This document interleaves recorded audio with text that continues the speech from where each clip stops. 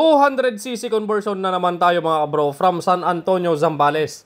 Okay, so itong problema ng motor ni Bossing ay nadurog ang pilot bearing niya at pati yung kanyang countershaft axle ay nahukay ng pagkalalim-lalim mga kabro. Kaya ngayon ito yung ginagawa natin, TMX 155.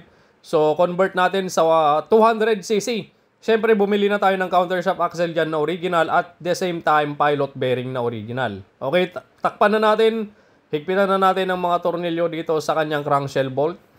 Bandang clutch side naman ang isunod natin mga kabro, oil pump, cambio, drive gear at clutch housing assembly. Kasama na dyan yung clutch sub, clutch lining at clutch boss. Higpitan na natin at ilagay na natin yung gasket sa rotor oil pump cover. At syempre higpitan natin yan gamit ang Phillips screw, gamit ang kamay. Alright, ayan, gasket, side gasket 00. At yung mga oil seal nito mga kabro, pinalitan na rin natin mga kabro. Ang budget pala dito mga bro sa 200cc conversion natin sa TMX 155 is 20,000 pesos. Kasama na dyan yung labor ng magtotorno.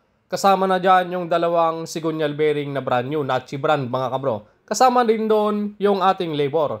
Alright? Ayun, additional na lang mga kabro kung may iba pang mapapalitan sa loob ng makina. Halimbawa, countershaft axle, ayun, in additional limosing, pilot bearing, mga oil seal. Ayan, so additional limosing yun dito sa 200cc conversion natin.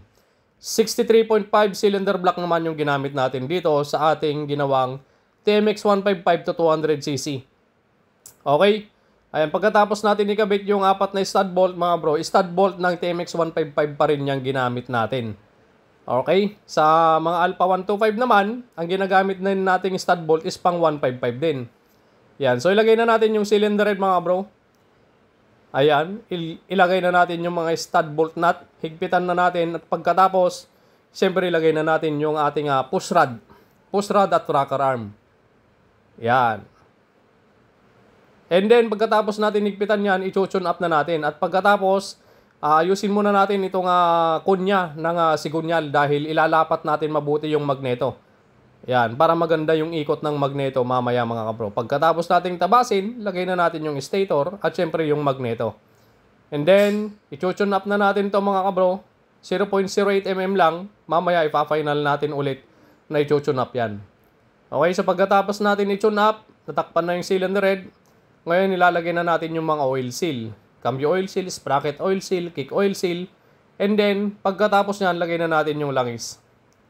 Yan. So pagkatapos, pakita ko na lang sa inyo mamaya.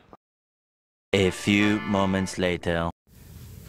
Tapos na mga kabro, yung 200cc conversion natin from Zambales mga kabro. Ayan. So pandarin na natin. So test drive na natin ito dito sa fish pond. Dating pinag-test drivean natin dahil walang gaanong dumadaan dito. Okay? Yan o.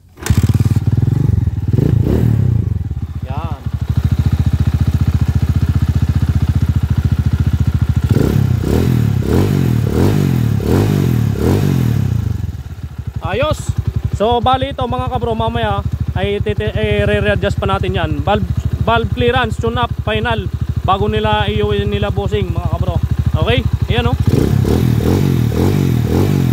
Yan, temporary pa lang yung nilagay nating valve clearance dyan, 0.08 mm. Yun o. Ayos. Ayan mga kabro. So balik na tayo sa ating laboratorio dahil palalamigin pa natin ulit to. Tapos i-tune up natin ulit mga kabro for the final.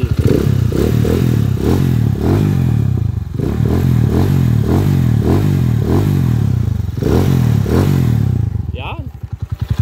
Ganda. Okay. So tara na mga kabro. Naglolo ko pa yung karburador niya. Ayusin pa natin. Ayan mga kabro, naisakay na natin dito sa kanilang van yung TMX 155 na kinonvert natin sa 200cc. Ayan, from San Antonio, Zambales. San Antonio, Zambales mga kabro. Ayan, maraming salamat kay boss. Pwede na silang umuwi at magbiyahe. Medyo maliwanag-liwanag pa oh. Maga pa. Ito naman, tinatapos nila yung makina na dala-dala nila uncle, nila kabro. Ayan oh, shout out. Kabro, yun oh, poging-pogi ah. Ayan, makina nila. Na diretsong na-overhaul yung kanyang makina dahil malakas ang gewang ng kanyang sigunyal. Kasing lakas ng gewang ng mga mekaniko natin. Ayan o.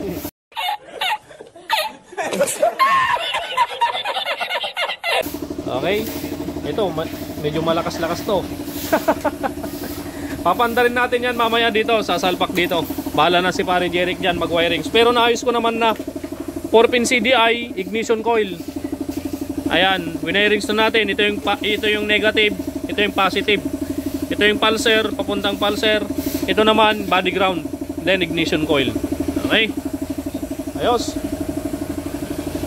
Yo, uwi na sila bossing from San Antonio, Zambales. Maraming salamat sa tiwala bossing. 200cc conversion sa TMX 155 ni Boss Kabro. Maraming salamat. God bless you all mga kabro.